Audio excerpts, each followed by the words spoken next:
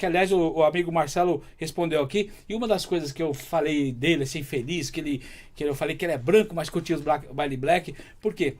Porque eu conheço muito branco que fala que não tem racismo, que não... eu tenho até um amigo negro. Nessa fala você já fala, ai... Então, pegou. né?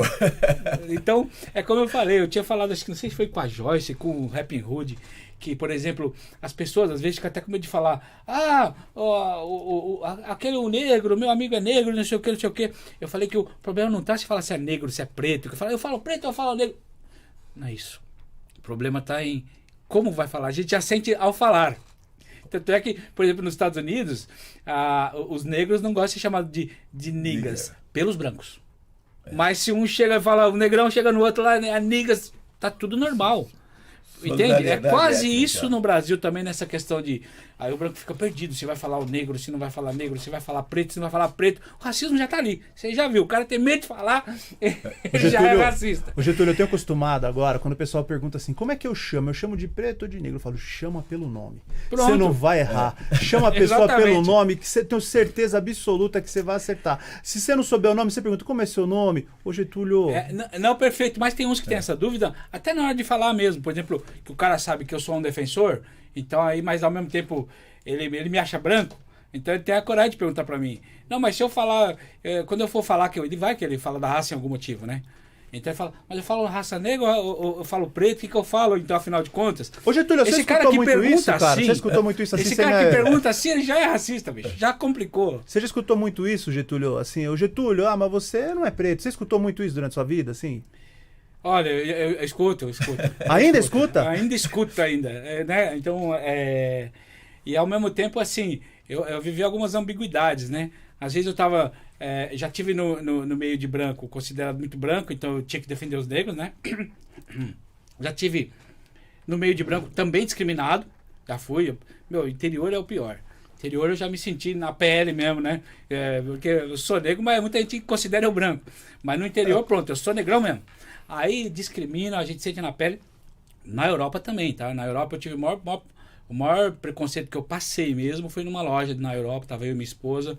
E aí a mulher achou que a gente tava roubando, assim, e dava pra ver que era porque era da cor, porque era latino, enfim. Não era europeu, o racismo comeu solto. E quase que eu chamo a polícia. Mas quase que ela chama a polícia pra mim também. Mas aí foi onde eu senti, é triste, é ruim demais, é triste. Aí, no final das contas, eu ainda fiz a compra na loja pra mostrar pra mim mesmo que tava tudo normal. Tá. Mas a vontade era jogar tudo pro ar, sair chutando tudo. Tá, aí eu fiz a compra, obrigado, tchau. Mas pra mostrar pra mim, não, tá tudo normal, tá tudo bem. Mas você imagina você viver uma vida assim. Então, por exemplo, tem certos momentos da questão negra que eu não tenho nem o direito de fala. Em alguns momentos eu tenho, gosto da Europa, eu tenho direito de fala no racismo negro, porque eu sofri racismo. Mas na maior parte da minha vida eu não tenho direito de fala que vocês têm. O que vocês já passaram, que eu não cheguei a passar ainda. Entendeu? Mas eu me dou. Quando tiver dúvida, a polícia sabe. Não é brincadeira. Não, assim, fala brincadeira do então, mas voltando no meu comentário. Não, falando sério. Mas voltando no meu. Então, mas você falou em termos de brincadeira. Se tiver em dúvida, a polícia sabe. A bater policial você vai saber se é ou se não é. Então, mas aí, fechando o meu comentário, não é brincadeira, é pesado. É pesado. Então, tudo isso aí, tudo que os negros passam, todo esse racismo, por isso que tem que mudar. E aí, voltando na minha fala de antes das nossas propagandas aí, tem a cota lá para os índios nos Estados Unidos, então tem que ter mais cota no Brasil para poder primeiro alcançar essa largada. Além do estudo que você falou, é importante. Isso. É importante mais cotas além da faculdade, é importante uma reparação financeira, quem sabe, né? Mas e para chegar em tudo isso, aí vai chão, hein? Eu acho que é bastante... Eu entendo seu pensamento, concordo, mas acho que é bastante utópico. A gente vive num Brasil que a gente viu agora na eleição o tamanho do conservadorismo do brasileiro, né? E eu acho que a gente tem que pensar em tudo que tem sido feito e o que a gente pode melhorar em relação ao que tem sido feito. Eu vejo lento, sim, deveria ser mais rápido, mas eu vejo progresso. O fato da gente estar aqui, 3 homens negros, sentados, fazendo um podcast, com uma puta estrutura, o pessoal não tá vendo tudo aqui, mas nós estamos estruturados, fomos bem recebidos, estamos num puta prédio legal, sabe? Eu acho que é um privilégio a gente poder estar falando isso hoje, eu não sei se é privilégio a palavra que fala, mas eu acho que a gente tem avanços. E a gente poder estar discutindo o tema aqui e falar que é possível, Getúlio, não tem ré. É um avanço. É óbvio, e aí eu volto no que a gente estava falando antes, que é o seguinte, não pode ser para nós. A gente tem que pensar nisso no coletivo, e quando a gente vem falar na internet aqui, a gente está pensando em todo mundo. A gente está falando para a coletividade. Mas é um avanço lento. Existe avanço? Existe avanço. Né? E aí eu posso falar da Joyce, por exemplo, que está na televisão há mais de 20 anos. Durante muito, a Joyce é a primeira a fazer um monte de coisa. A Joyce é a primeira a apresentar um jornal em horário nobre, sozinha. A Joyce é a primeira a fazer um debate presidencial. A Joyce é a primeira um monte de coisa. A gente passaria aqui um dia inteiro falando. Hoje ela já não é só ela mais. Hoje já tem um monte de coisa que não ela que fez. Então, assim...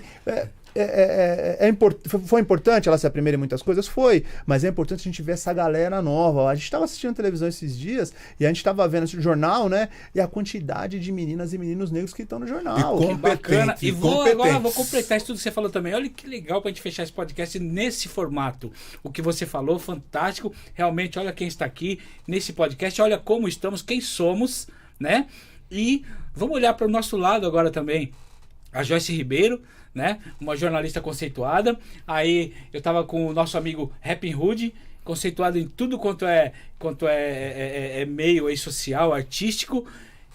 Amigo nosso de amizade ali mesmo, de crescer junto. Ele me contou a história dele, o racismo e tudo mais também. Superou. E quantos outros mais? Olha o Racionais MCs, Rock in Rio, turnê internacional. Onde chegou esse grupo de rap, que era uma música também discriminada. Rap, quem curte rap, a maioria é negro mesmo também, é da periferia, né? Então é uma música que pode-se dizer, sim, que é black music. Então, venceu também, venceu com Racionais. Aí você vai ali do lado, não é só Racionais. Aí hoje tá aqui, que teve aqui no podcast, no outro podcast que tem nesse estúdio aqui, que é o Projeto Rap Brasil, veio aqui o Sandrão do RZO, que hoje está na série Sintonia da Netflix. Veio aqui o Dexter, que que era do grupo Q19E, e hoje está numa série no HBO. Olha o nível onde está todo mundo chegando. E saiu também, né? Então é legal pra caramba, é legal. Saiu também o Racionais na Netflix. Tinha ontem Racionais na Netflix não terminei também. Ainda, eu comecei a assistir. Eu acho também, pegando o seu gancho, Getúlio, a gente precisa falar dos intelectuais negros, porque é uma coisa que sempre se questionou, né? O negro ele tem aí talento na música e tal, mas a gente tem um monte de gente pensante aí, de Jamila. Luciano Machado, filósofo. Opa, tá aqui com a gente hoje, é sério mesmo. Entendeu? Então você não se contentou em estar somente ali, somente não, em ser engenheiro e ter uma empresa de engenharia. Você ainda foi estudar filosofia, né? O Newton Ribeiro não só venceu na vida como produtor musical, hoje está escrevendo um livro. Que você falou das mentes pensantes, sem falar nessa parte, né? Quer citar mais nomes, por favor? Acho que tem o Silvio Almeida, que vale a pena, a Eliana Ribeiro, que a gente precisa falar. Eu acho que tem o Ade Júnior, que é um cara também que está aí fazendo revolução. A gente pode... Tem muita gente. Desculpa quem eu esqueci aí, mas tem muita gente. Eu acho que é importante falar. Eu quero falar dos meus filhos, que eu tenho. É isso aí. Meu grande... minha honra, né? Minha grande riqueza, meus filhos, meus netos, minha família.